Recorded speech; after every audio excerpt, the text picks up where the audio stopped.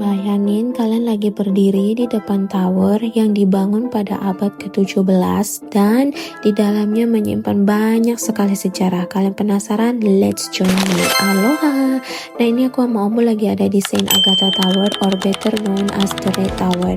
It's not just a pretty spot for photos ya guys. It's a real historic fortress built in the 1600 by the Knights of Malta.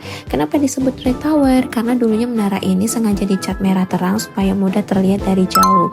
So it could be easily seen from far away by other towers and soldiers di Malta bagian utara guys. Nah, basically sebagai sistem pertahanan untuk memantau musuh dari laut. Tetapi masih saling terhubung dengan menara-menara lainnya. Lalu kenapa disebut Saint Agatha? Nama resminya berasal dari sebuah chapel kecil di dalam menara yang didedikasikan untuk Saint Agatha. Ada yang tahu nggak siapa Santa Agatha? Nah, Saint Agatha ini adalah seorang martir Kristen yang hidup pada abad ketiga Masehi di Sisilia, Italia. Ia dikenal sebagai wanita muda Kristen yang menolak menikah dengan pejabat Romawi yang ingin memaksanya meninggalkan imannya guys. Nah, karena dia menolak, ia mengalami banyak banget penyiksaan berat sebagai hukuman, termasuk payudaranya dipotong dengan keji guys. Oh my god, nggak kebayangkan karena cinta dilanggar, dan akhirnya meninggal sebagai martir sekitar tahun 251 Masehi pada masa Kaisar Decius.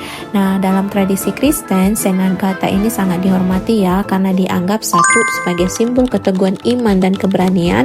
Kedua, pada masa Knights of Saint John, Saint Agatha dianggap sebagai pelindung penting terhadap invasi dan bahaya dari laut.